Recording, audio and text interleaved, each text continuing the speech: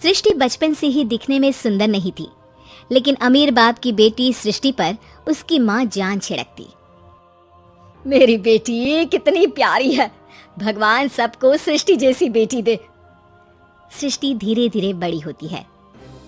एक दिन सृष्टि की सहेली कहती है, तू दिखने में कितनी अजीब सी है, लेकिन मैं जानती हूँ हम सब में सबसे अच्छी शादी तो तेरी ही होगी।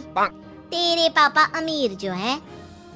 और बता नहीं सकते यार, दहेज तो हर कोई देता है, ये क्या ज्यादा ले जाएगी अपने पति के लिए? अरे बड़े शहर में कोठी है इसके पापा की। अरे पापा की है ना, कौन सी इसकी है? इसकी होती तब तो कोई भी लड़का इससे शादी कर लेता। अरे पापा की मतलब पापा की है तो मेरी ही है ना? किसने कहा? अब तेरी तो तब होगी ना जब तेरा भाई ना हो। वैसे भी शादी के बाद सारी प्रॉपर्टी भाई के नाम होती है।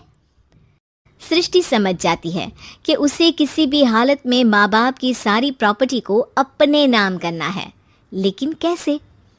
एक दिन सृष्टि का भाई शीनू कहता है, बहन क्या कर रही है? तुझसे एक बात करनी है। अरे हाँ हाँ करना, मैं तो तेरी बहन हूँ। बहन मेरी लाइफ में ना एक लड़की है, बहुत अच्छी है।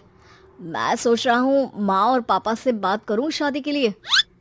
सृष्टि को समझ में आ जाता है कि भाई की शादी होते ही भाभी उसे एक दिन भी घर में बर्दाश्त नहीं करेगी। क्या बात है भाई, बताना कौन है वो? यार वो बहुत अच्छी लड़की है, पढ़ी लिखी है, मेरे साथ जॉब भी करती है। बस एक प्रॉब्लम है। हाँ प्रॉब्लम? क्या प्रॉब्लम है भाई? यार वो शादीशुदा है, लेकिन उसके पति ने उसे सिर्फ इसलिए छोड़ दिया क्योंकि उसके माँ बाप दहेज नहीं दे पाए। सृष्टि ये सुनकर न जाने क्यों खुश हो जाती है।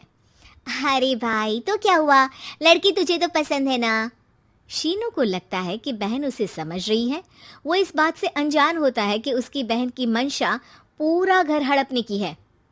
सृष्टि अपनी माँ से कहती है, मम्मी मुझे तो बहुत चिंता है। पता है शीनू क्या कर रहा है?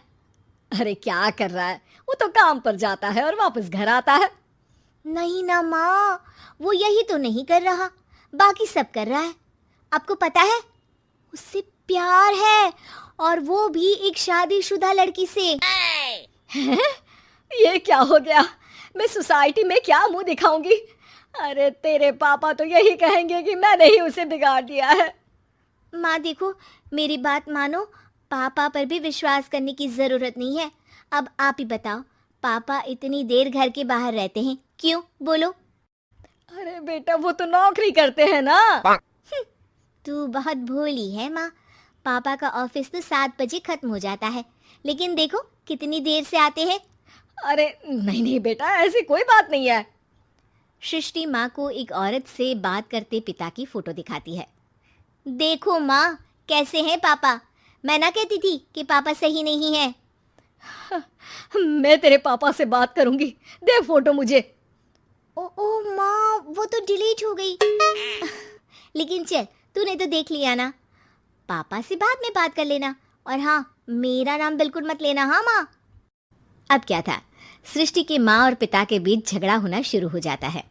सृष्टि के मन में क्या चल रहा था कोई नहीं जानता था।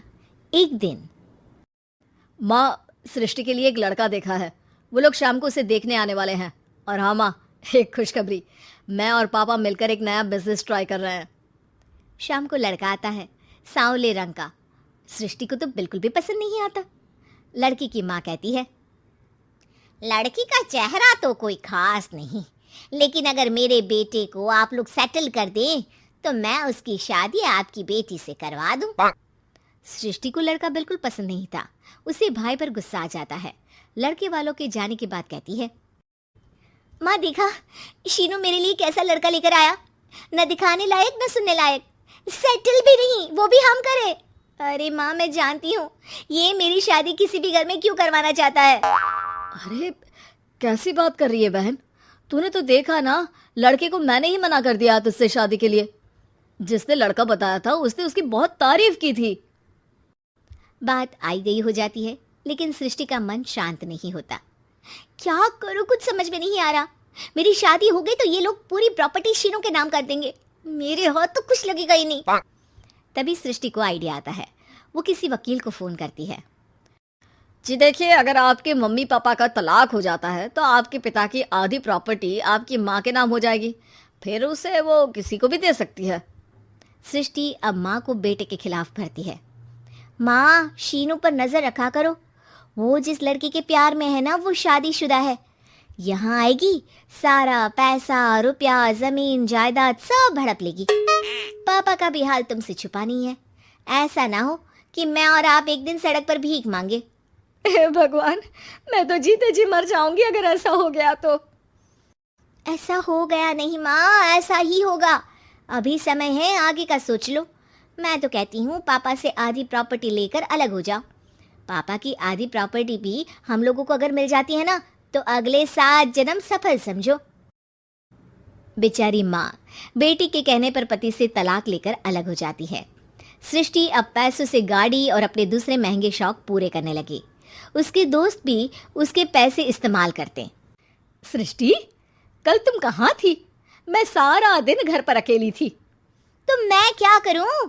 मैंने ठेका तो नहीं लिया है ना तुम्हें संभालने का। माँ को सृष्टि से ये उम्मीद नहीं थी। वो बैठकर रोने लगती है। वहीं उसका पति यानी कि सृष्टि के पिता आ जाते हैं। मैं जानता था कि तुम्हारा यही हाल होगा, तो आपने मुझे रोका क्यों नहीं? मैं रोकता तो तुम रुकती क्या? सृष्टि के कहने पर तुमने मुझ पर अपने बेटे पर शक किया, लेकिन तुम ये भूल गई कि कैसे हम दोनों ने मिलकर जीवन में इतना सब खड़ा किया। माँ पति के गले लग जाती है।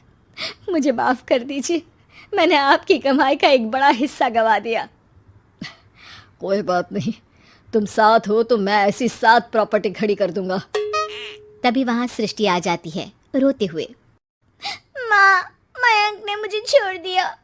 वो बोल रहा था जब तक मेरे पास पैसे थे तब तक ही वो मेरे साथ था।